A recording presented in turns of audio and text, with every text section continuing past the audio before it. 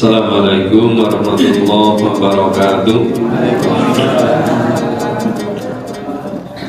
Ibu-ibu, bapak-bapak, mari kita buka kembali Mushaf Al-Quran. Ya, masih pada surat ke-36, surat Yasin. Kita lanjutkan mulai ayat 13. Surat Yasin mulai ayat 13.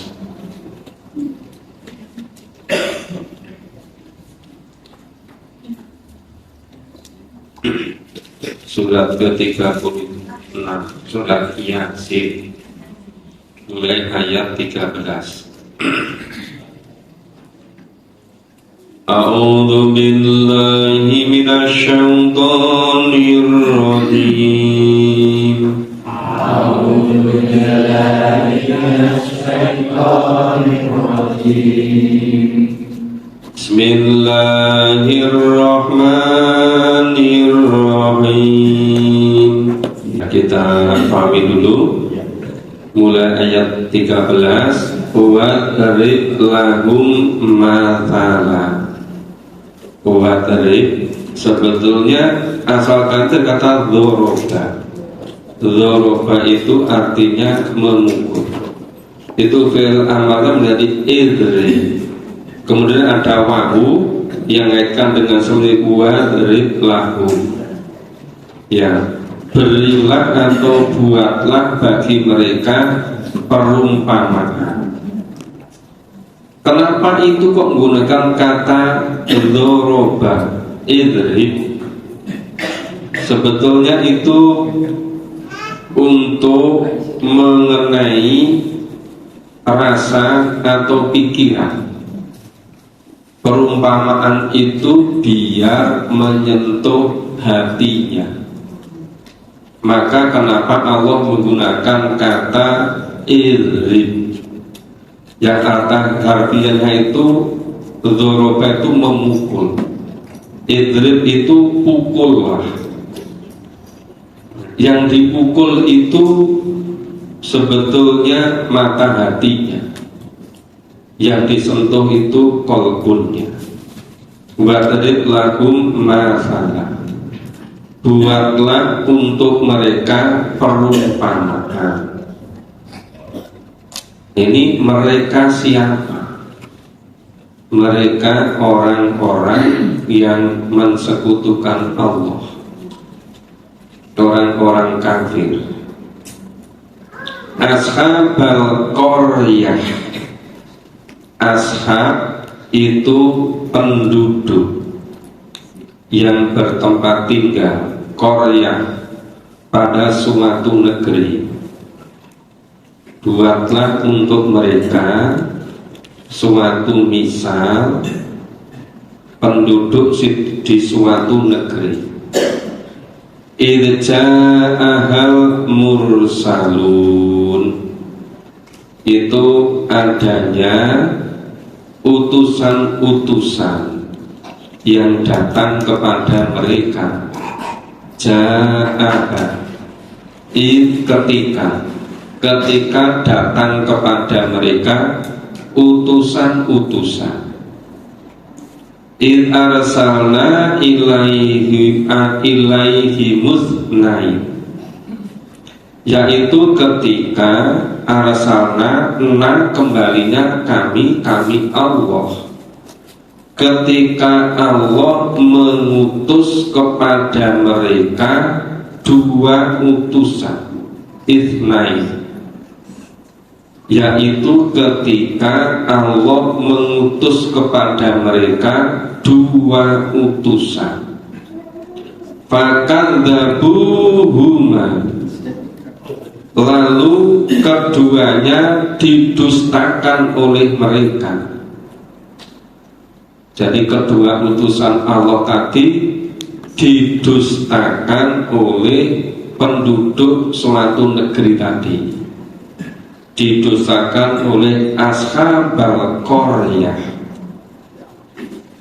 Kemudian fa'azzazna bithalith, kemudian Allah menambahkan utusan yang ketiga, ya, bitsalis yang ketiga.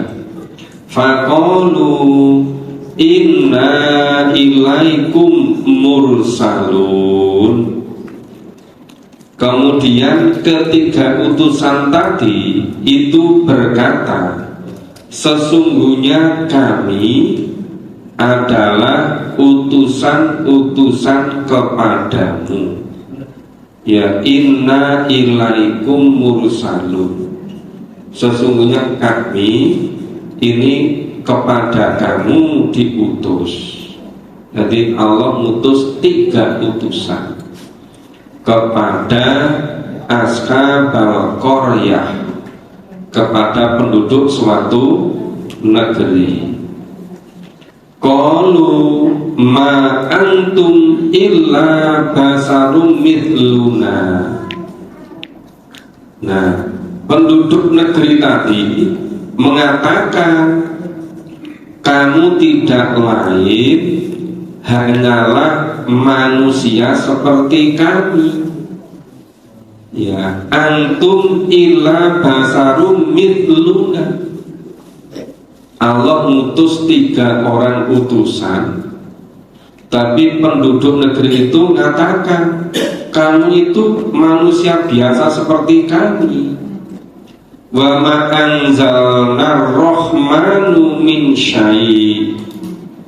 Nah, itu Allah yang Maha Pemurah, Maha Rahman itu tidak menurunkan apa-apa. Ya, in antum illa takdzibun. Kamu tidak lain hanyalah pendusta belaka. Nah, pembohong. Jadi 3 orang diutus Allah kepada penduduk suatu negeri, tapi penduduk suatu negeri itu mengatakan 3 utusan itu dianggap pembohong, dianggap pendusta. Penduduk negeri mengatakan, ini nggak ada Tuhan yang marah, nggak menurunkan apa-apa itu, sama sekali nggak ada. Ayat yang lain banyak menjelaskan, mereka itu maunya yang diutus itu bukan manusia, tapi yang diutus itu malaikat. Kalau diutus orang biasa seperti mereka nggak mau. Cuma Allah jelaskan, kalau yang diutus malaikat, malaikat itu makhluk gaib, nggak kelihatan oleh manusia. Kalau yang diutus berupa manusia, mereka tetap nggak percaya lagi. Itu dasar mereka tidak mau yakin, tidak mau beriman. Qalu rabbuna ya'lamu inna ilaikum lamursalun. Mereka berkata, Tuhan kami mengetahui bahwa sesungguhnya kami adalah orang yang diutus kepadamu. Jadi ayat 16 itu mereka bertiga. Mereka 3 berkatakan, ya, Tuhan kami mengetahui bahwa sesungguhnya kami ini adalah orang yang diutus kepada kamu. Kamu siapa? Ashab Qaryah tadi. Ya, Ashab Qaryah tadi itu yang tidak percaya. Wa ma alaina illal balagul mubin. Kewajiban kami tidak lain hanyalah menyampaikan perintah Allah dengan jelas. Ya, illal balagul mubin. Jadi utusan Allah bertiga tadi menyampaikan. Ya, kewajiban kami menyampaikan. Sudah kami sampaikan. Ya, itu mubin. Ya, dengan jelas. Ya, qalu inna tatoyarna bikum. Mereka penduduk suatu negeri tadi itu mengatakan, inna tatoyarna bikum, Sesungguhnya kami semua penduduk negeri itu bernasib malang karena kamu. Coba, utusan Allah malah dituduh menjadikan penduduk suatu negeri itu bernasib malang. Sudah diutus Allah, mereka nggak percaya, isi nambahin nuduh, katanya menyebabkan mereka bernasib malang. Ini bukan Malang Jawa Timur ya, Malang nasib itu. Nek guyonane teman-teman Malang itu, wong Malang aja bisa sampai Yogyo, apalagi yang mujur itu. Bukan itu, tapi Malang nasib Malang. Ya. La illam tantahu lanarjumannakum. Nah, ini sesungguhnya jika kamu tidak berhenti untuk berdakwah, berhenti untuk menyampaikan perintah Allah, mereka ngancam, niscaya kami akan merajamkan. La ilam tantahu, jika kamu cuma tidak mau berhenti, lanarjumannakum, kami akan merajam kamu. Wala yamassannakum minna. Nah, dan kamu pasti akan mendapat siksaan dari kami. Apa? Adzabun alim, siksaan yang pedih. Nah, jadi penduduk suatu negeri tadi didakwai tidak mau, tidak percaya, malah menuduh bahwa mereka bernasib malang karena 3 utusan Allah tadi. Kemudian ngancam, kalau tidak mau berhenti, kalau masih terus ajak-ajak kepada kebaikan, masih terus berdakwah, itu akan dirajam atau akan disiksa dengan siksaan yang pedih. Ya. Sebetulnya artinya itu pakai lamnya lam takkid, wala yamassannakum, dan tentu atau sungguh pasti kamu akan merasakan dari kami apa? Adzabun alim, adab yang pedih. Qalu ta'irukum ma'akum. Ini utusan-utusan tadi menjawab. Ya, ini jawabnya gimana itu? Ta'irukum ma'akum, kemalangan kamu itu adalah karena kamu sendiri. Ya, ta'irukum ma'akum, kemalanganmu itu karena kamu sendiri, bukan karena kami bertiga gitu. Ya, ain dzukirtum, apakah jika kamu diberi peringatan, ya, bal antum kaum musrifun, ya, sebenarnya kamu adalah kaum yang melampaui batas, musrifun.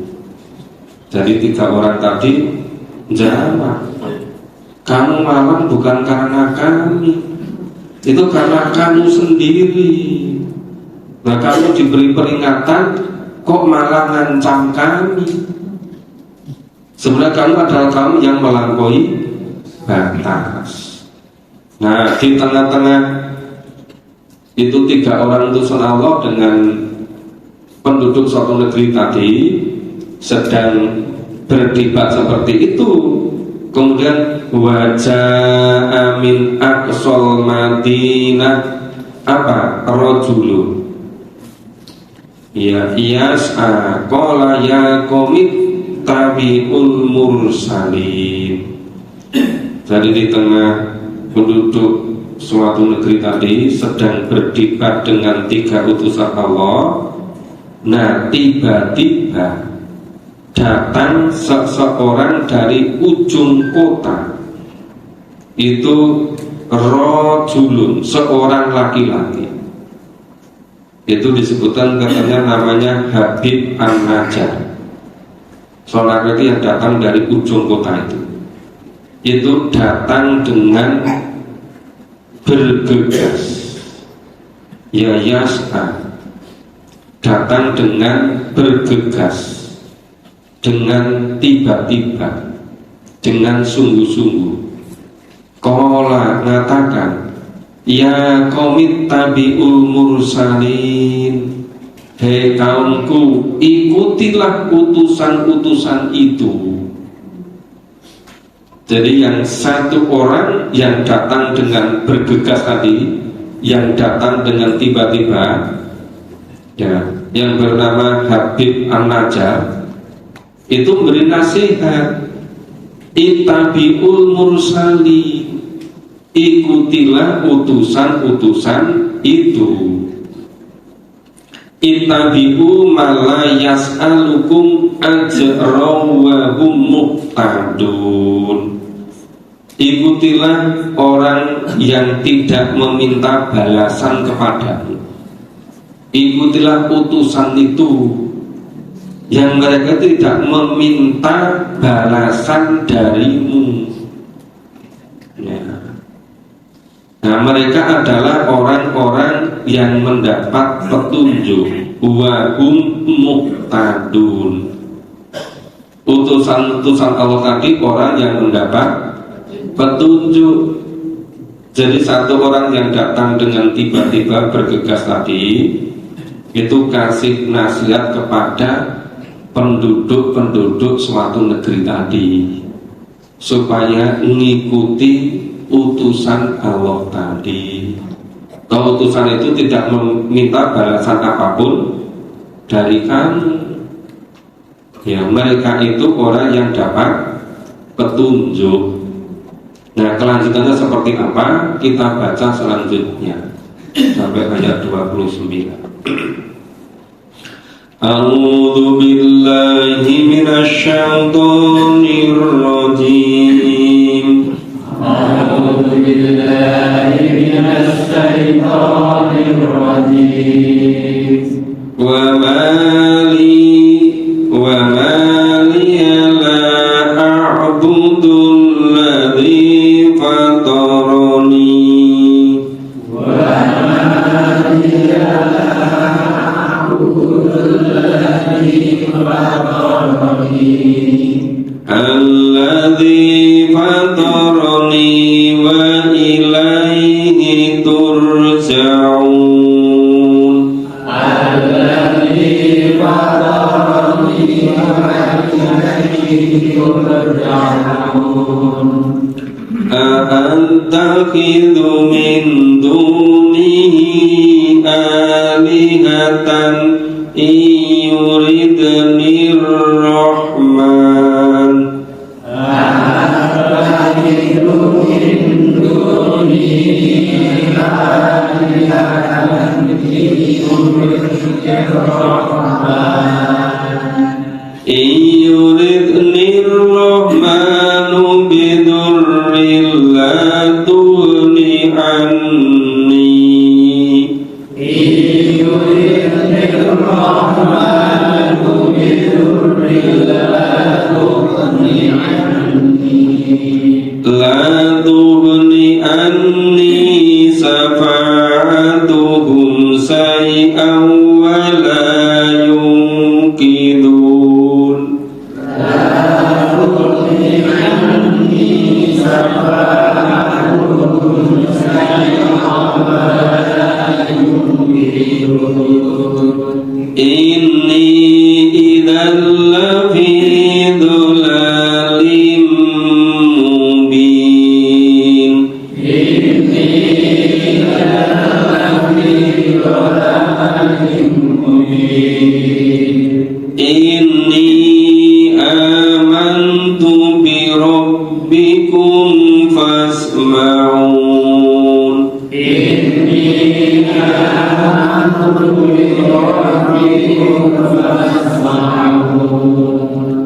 Qila dakhulil jannah qala ya laita qaumi ya'lamun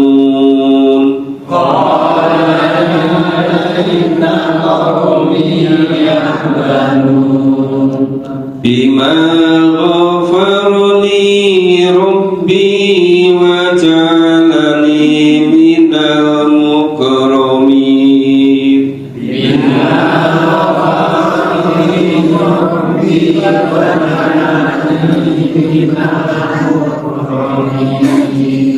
wa ma anzalna ala qaumi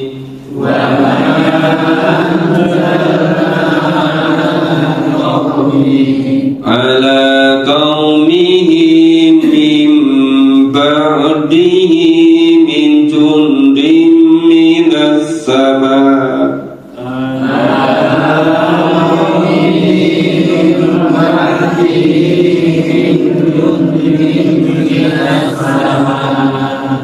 min jundi minas sama'i wa ma kunna munzilin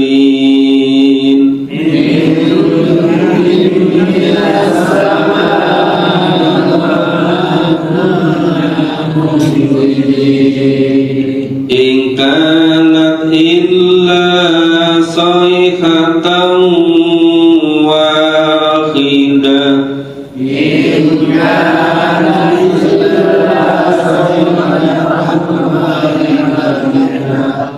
فَإِذَا هُمْ خَامِدُونَ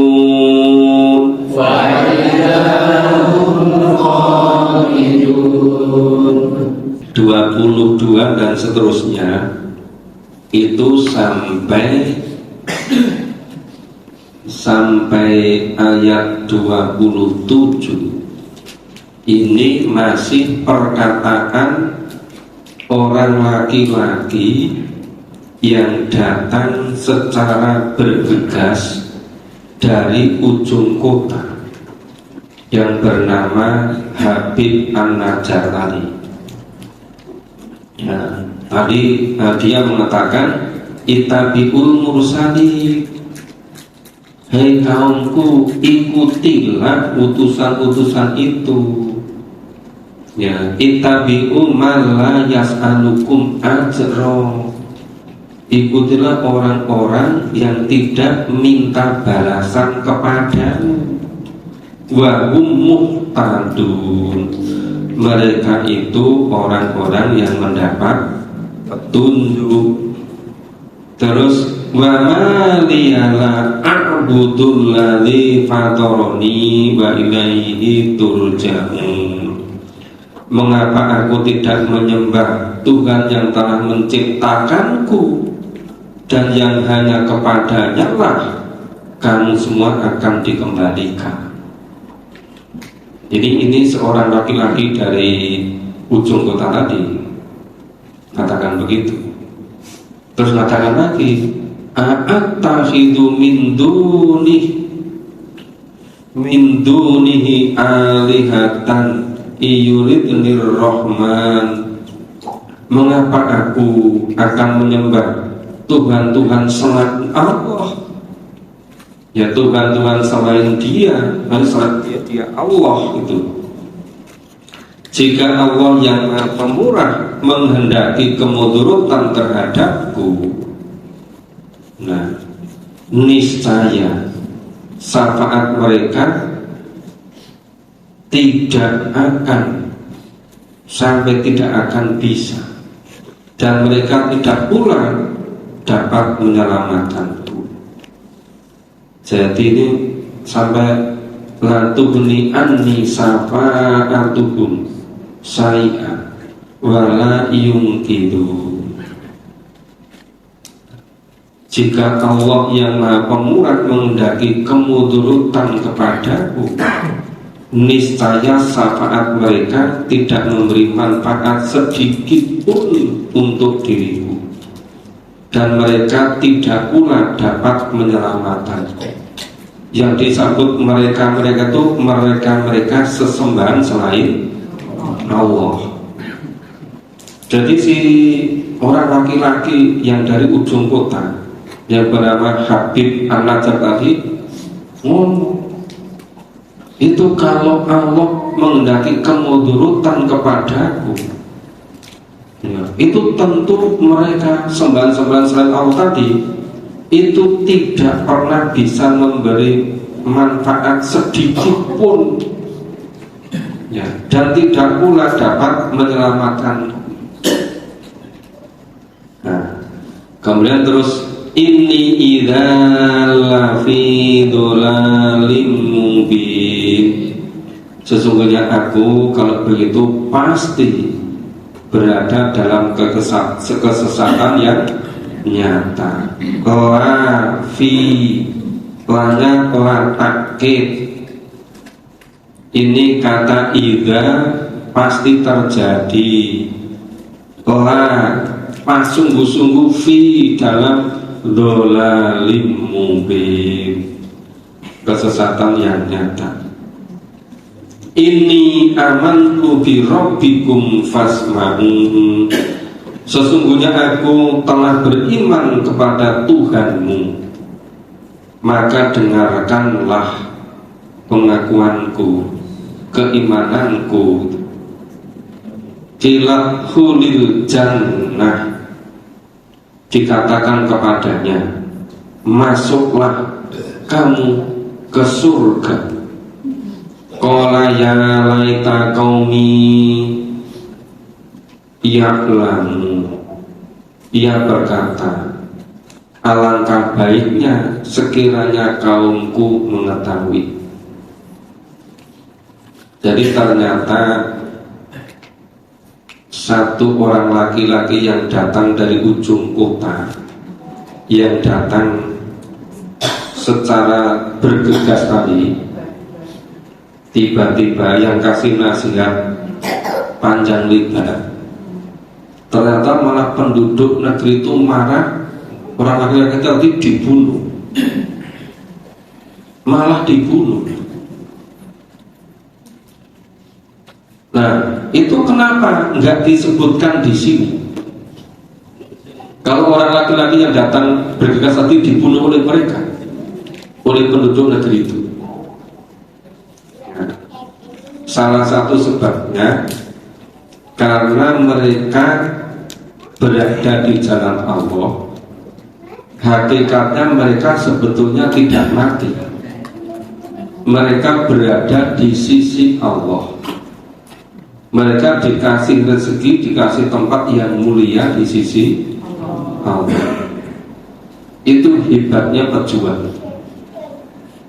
Maka di sini nggak disebutkan kalau dibunuh, nggak disebutkan kalau mati, kan langsung ilatkhulil jannah, masuklah kamu ke surga.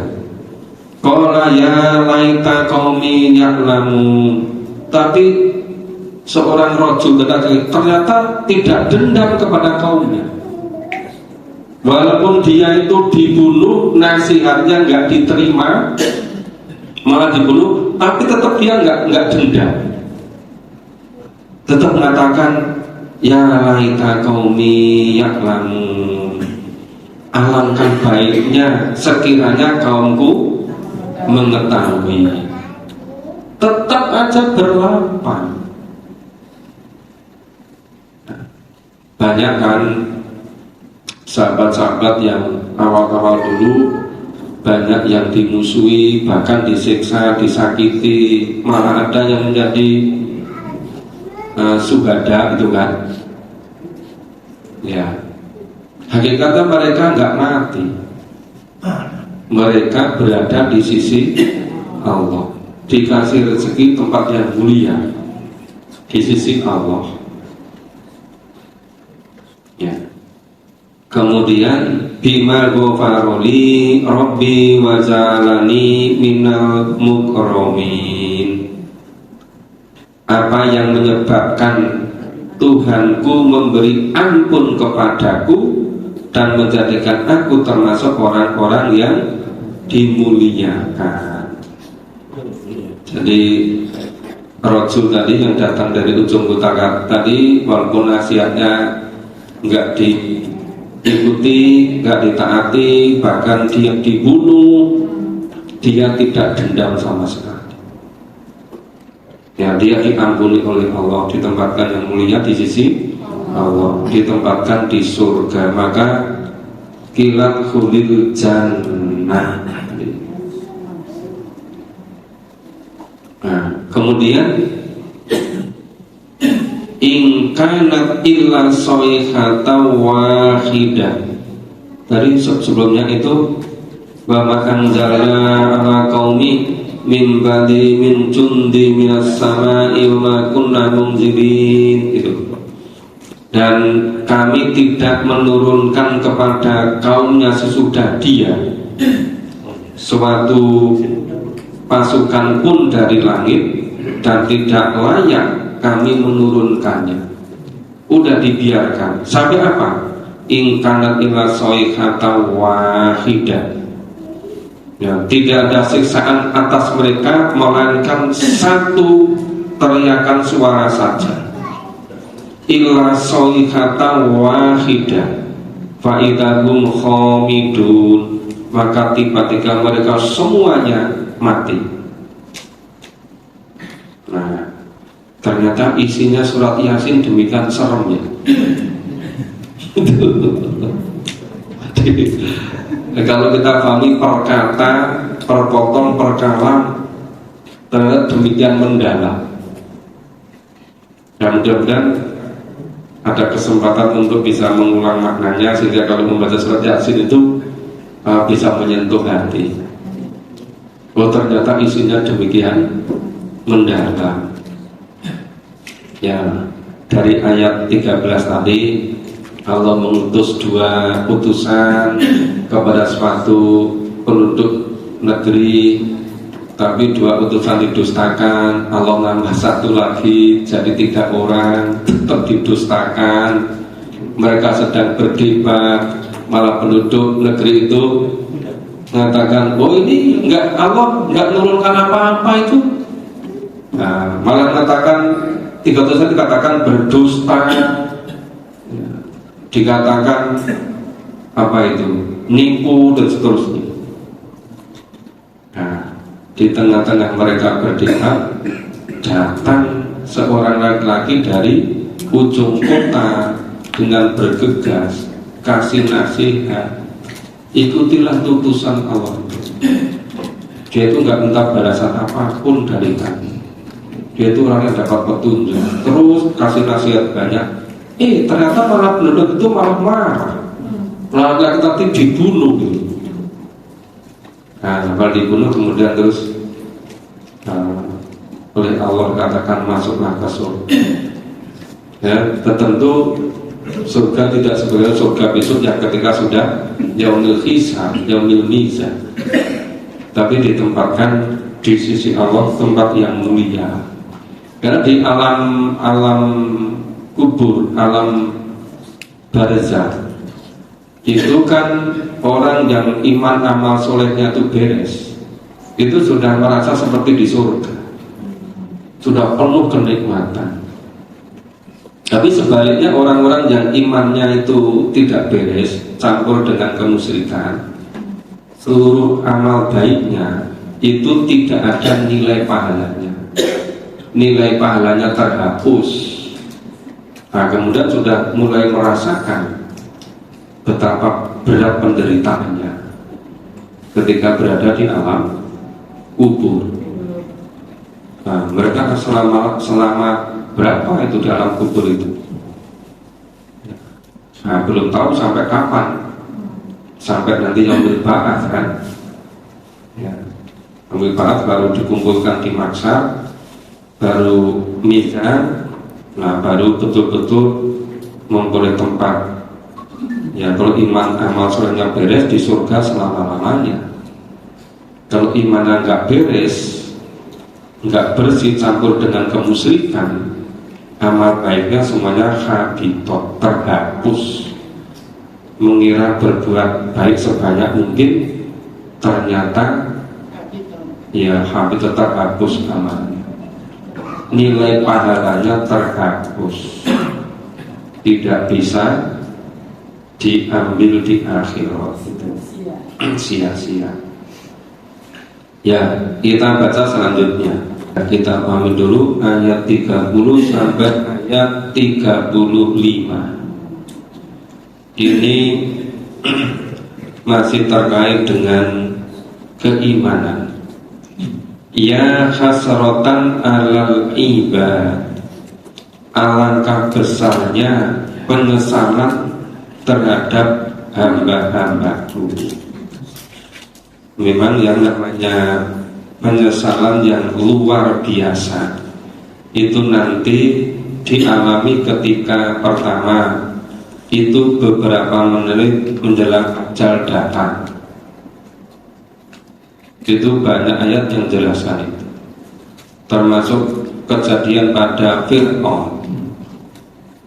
Nah, itu orang yang demikian sombong, malah mengatakan dirinya sebagai Tuhan.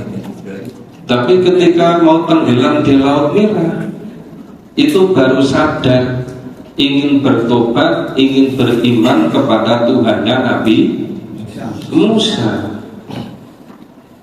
Itu penyesalan yang ya semua orang nanti ngalami. Cuma yang iman amal solehnya itu merasa kurang maksimal, ya tetapi sudah pada jalan yang betul. Cuma orang-orang yang imannya campur dengan kemusyrikan, orang kafir, orang munafik, itu nanti luar biasa penyesalan. Nah, itu nanti penyesalan lagi ketika di alam kubur. Besar lagi ketika dibangkitkan semua, dikumpulkan di mahsyar, mereka bingung sebingung-bingungnya. Kenapa? Enggak siap sama sekali. Waktunya selama di dunia semua dihabiskan hanya masalah duniawi.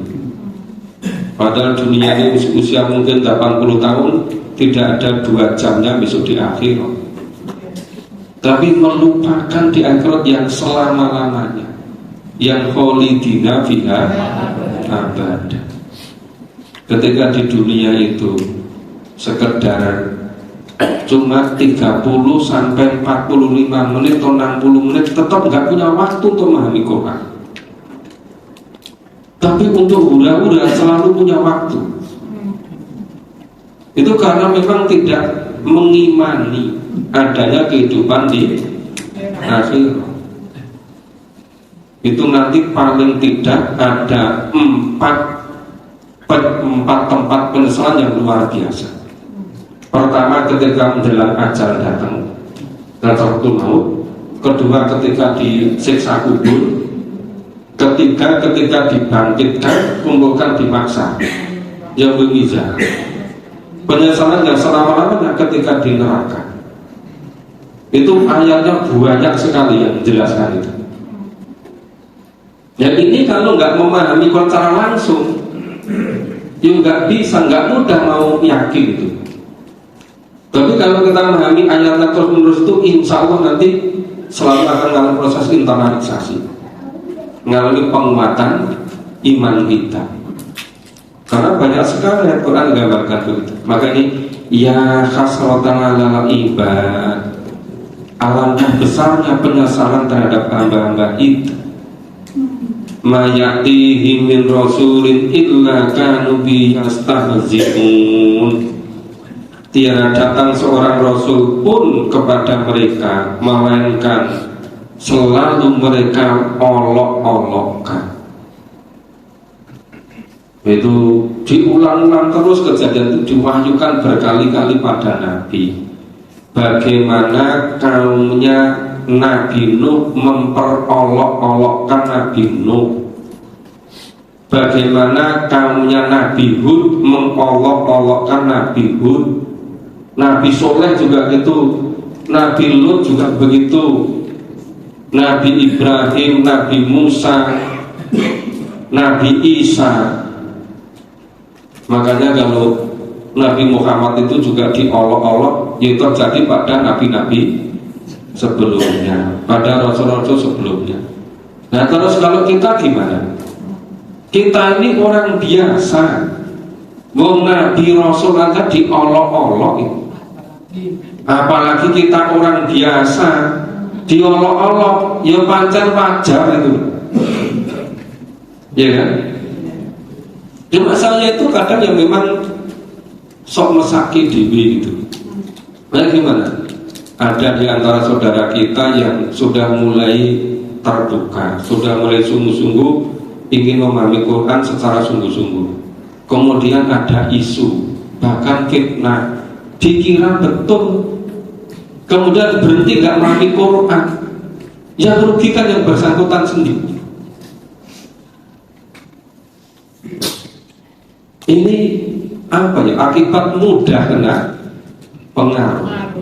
Mestinya itu sadar ya, selama masih di dunia ini, itu biasa orang yang tidak senang itu biasa membuat isu, bahkan membuat fitnah. Kemudian orang yang senang untuk muji, selama dunia ada, ya selalu begitu. Mestinya jangan kita itu maju karena dipuji, berhenti karena dicela. Ikuti aja firman Allah itu. Terus saya itu hanya mendampingi bapak ibu kan membaca langsung, memahami terjemahnya langsung gitu. Jadi kok bisa misalnya mengatakan, oh itu yang pengajian dengan Pak Tesi bawa ke sini, membawanya gimana? Ini hanya semata-mata memahami firman Allah. Ini memahami wahyu mengkalamullah. Saya pun masih sangat terbatas, ya hanya yang sangat dekat dengan pemahaman yang langsung. Tidak seperti di kampus pendapat ini.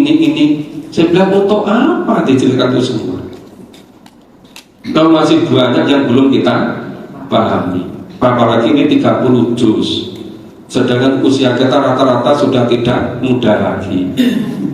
Kecuali bapak ibu yang berjiwa muda. Iya. 17. Jangan-jangan terbalik kan? Nah, maka ini apa? Karena mereka selalu memperolok-olokkan Rasul. Nah, Rasul aja diperolok-olokkan. Itu kisah dalam Al-Quran kan diulang-ulang terus begitu kan? Ya makanya ya kita menyadari kita itu orang biasa. Ya kita kalau ada yang misalnya masih senang bikin isu bagaimana, ya sudah diterima padanya. Memang dunia ya memang seperti main sandiwara seperti itu. Ya panggung sandiwara. Kecuali orang yang betul-betul istiqomah dengan firman Allah. Alam yarau kam ahlakna qablahum minal qurun. Ya, tidakkah mereka mengetahui berapa banyaknya umat-umat sebelum mereka yang telah Allah binasakan? Ya, jadi tadi umatnya Nabi Nuh yang durhaka, umatnya Nabi Lut, Nabi Syuaib, Nabi Hud, Nabi Soleh, ya, Nabi Ibrahim, Nabi Musa, dan yang lain-lain. Itu betapa banyak yang begitu. Nah itu, innahum ilaihim la yarji'un. Ya, itu karena mereka itu nggak sadar bahwa semuanya nanti kembalinya kepada Allah. Mereka tidak akan pernah lagi bisa kembali ke dunia. Ya, itu. Bahwasanya orang-orang itu tadi semuanya itu yang dibinasakan itu, yang durhaka kepada Rasulnya, yang selalu memperolok-olokkan Rasul Allah tadi, itu tidak pernah bisa lagi kembali ke dunia. Walaupun nanti nangis-nangis, nanti ibaratnya sak ngomong-ngomongi, ingin kembali ke dunia, ingin beriman, ingin beramal soleh, ingin bertobat, tapi dipastikan tidak akan pernah bisa. Maka innal ilaihi la yarji'un, mereka tidak akan pernah bisa kembali ke dunia. Wa in kullu lama jami'un ladaina muhdurun, dan setiap mereka semuanya akan dikumpulkan kepada Allah, nggak akan bisa pergi kemanapun. Ya, pasti nanti semua kembalinya pada hari Senin kemarin siang. Beberapa diminta ngisi ke ini, ke BPK, nah, perwakilan Jogja, BPK yang di Jalan Coklat Noto. Itu saya sampaikan ayat-ayat terkait dengan besok di akhirat, kulit kita yang bercerita, tangan kita yang bercerita, semua diceritakan. Jadi marilah kita dunia jangan hanya sekedar karena orang. Kalau hanya pengawasan orang, itu mudah untuk diri, mudah untuk kompromi, iya kan? Itu bisa tawar menawar, seharusnya pajaknya sekian, ketemu tinggal sekian, gitu kan?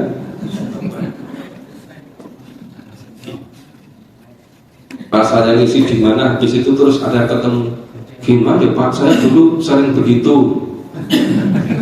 Ya sudah, sekarang tobat saja. Jadi insya Allah itu nanti fauzan azimah itu. Asal imannya betul tobat, nanti Allah akan menutup kesalahan-kesalahannya, akan diganti pahala, akan dimasukkan ke surga. Nah itu habis saya ngisi itu selesai sekitar 50 menit ya, hampir 1 jam. Selesai itu ada itu beberapa pejabat ngobrol sebelum saya pulang. Nah tadi Pak Tris kok sampai detail-detail begitu ya, saya baru dengar sekarang ini ada ayat Quran begitu. Padahal semuanya dari ayat Quran. Saya memang tidak bisa membuat sendiri. Semuanya sebenarnya dari firman. Padahal sudah berpuluh-puluh tahun mereka ngaji, tapi kok nggak ketemu ayat-ayat yang begitu. Ya karena nggak diurutkan keseluruhan. Itu.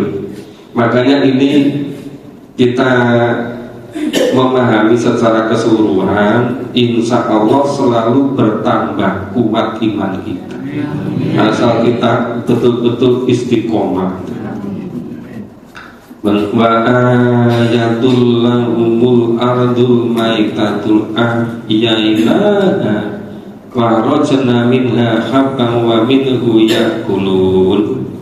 Suatu tanda kekuasaan Allah yang maha besar apa? Bagi mereka adalah bumi yang mati. Nah, bumi yang mati kemudian ahyainaha, Allah menghidupkan kembali bumi itu. Ya, Allah keluarkan daripadanya biji-biji, maka daripadanya mereka itu makan. Nah, bagaimana Allah menghidupkan bumi yang mati? Nah, itu dengan menurunkan air hujan. Wa ja'alna fiha jannatin min nakhilin wa a'nabin wa fajarna fiha minal uyun. Allah jadikan padanya kebun-kebun kurma, anggur, dan Allah pancarkan padanya beberapa mata air. Nah, itu memang banyak yang terkait dengan ini. Ini menunjukkan betapa Allah Maha Kuasa. Bagaimana Allah memelihara alam semesta ini dengan sistem yang demikian hebatnya. Kemudian lihat dulu min tamaratin wa thamarihi wa ma amilatahul aidihi afala yashkurun, supaya mereka dapat makan dari buahnya dan dari apa yang diusahakan oleh tangan mereka. maka mengapakah mereka tidak bersyukur? Ini ungkapan yang sangat mendasar, sangat mendalam, ya, dalam bentuk pertanyaan. Padahal sebenarnya pernyataan. Itu negur. Gini kok dora syukur. Itu maksud supaya bersyukur. Nah, itu Bapak Ibu sekalian, malam hari ini sampai ayat 35. Mungkin kalau ada satu dua yang mau bertanya, silakan.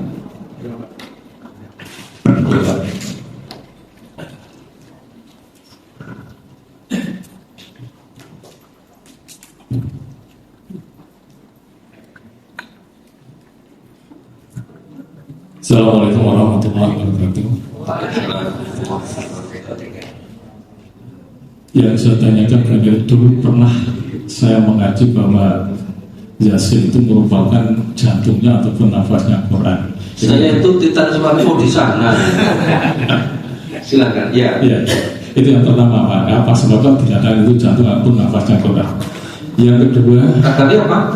Yasin itu merupakan jantung ataupun nafasnya Quran. Itu di mana letak jantung dan nafasnya, itu yang pertama. Yang kedua, di ayat 13 sampai 27 itu mengisahkan yang sekarang terjadi pada masa ini, yaitu kisahnya saudara-saudara kita di Palestina. Yang kita yang sekarang anak-anak kecil, dia tidak takut akan kematian. Apakah mereka tahu bahwa mati ini ada sifatnya sementara atau ya akhirnya dia akan mati? Bahkan anak-anak kecil umur SD juga menantang pada tentara Palestina, tentara Israel. Dia tidak takut mati. Silahkan bunuh kami kalau mau bunuh kami, tidak takut. Apakah mereka sudah tahu tentang ayat macam ini Pak? Penjelasannya terima kasih. Yang pertama, di surat Yasin ini walaupun memang suratnya itu tidak sepanjang surat Al-An'am dan surat Al-A'raf. Jadi surat yang paling panjang turun periode Mekah itu surat Al-An'am sama surat Al-A'raf. Yang lain yang panjang-panjang 7 itu surat Madaniyah. Nah, tapi surat Yasin ini isinya tentang keimanan, itu betul-betul mendasar. Tentang penciptaan Allah Maha Kuasa, langsung ini, kemudian kematian, gambarkan demikian rupa. Jadi sebetulnya esensi jantung dari keimanan ke Islam itu ketauhidan,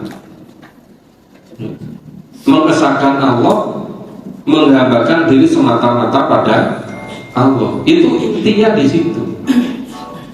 Jantungnya ada di situ. Nah, itu terulang-ulang pada surat Yasin ini.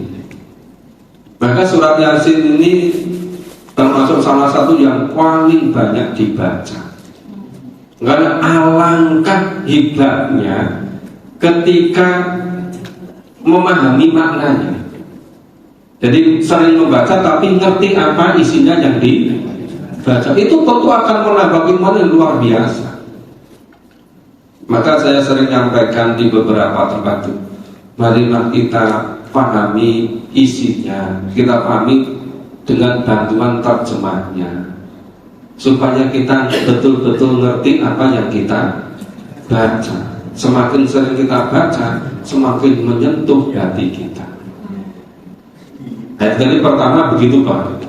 Yang kedua, ya karena di sana itu Al-Quran berbahasa Arab, bahasa mereka bahasa Arab, dan turun-temurun dari zaman Nabi.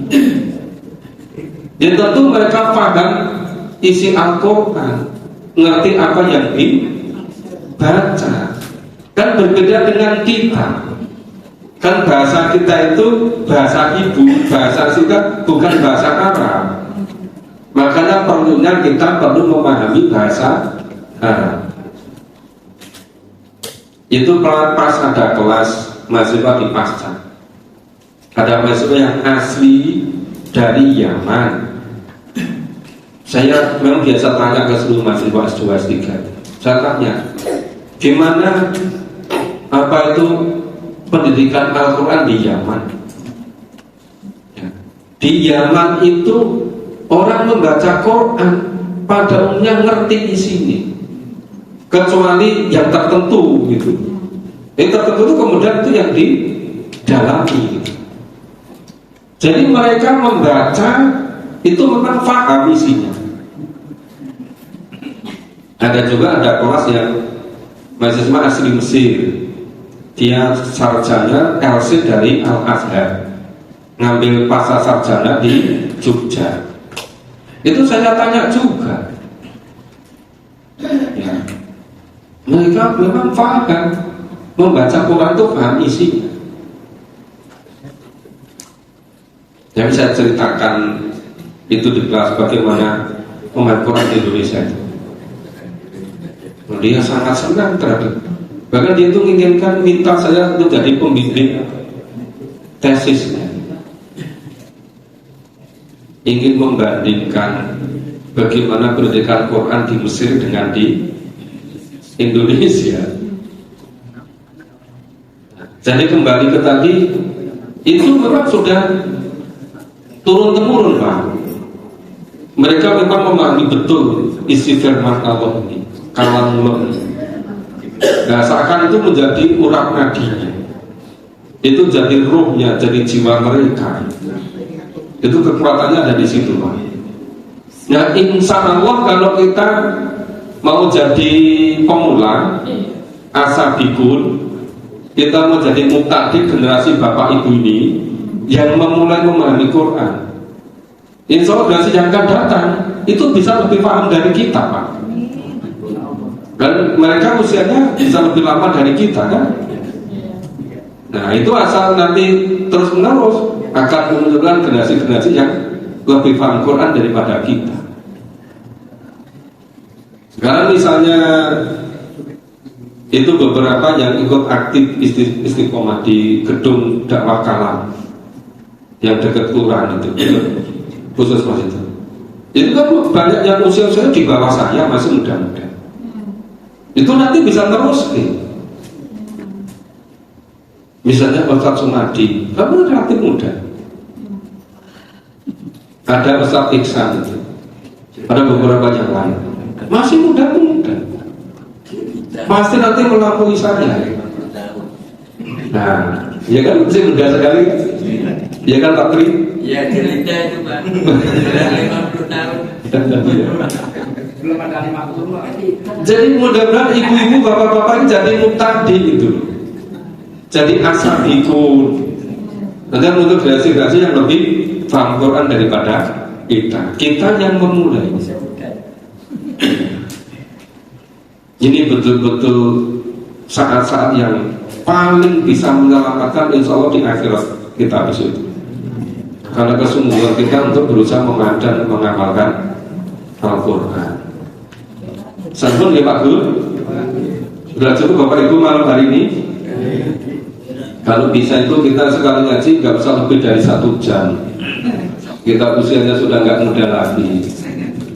Demikian Bapak Ibu, semoga bermanfaat. Mohon maaf kalau ada kurang dan salahnya. Assalamualaikum warahmatullahi wabarakatuh.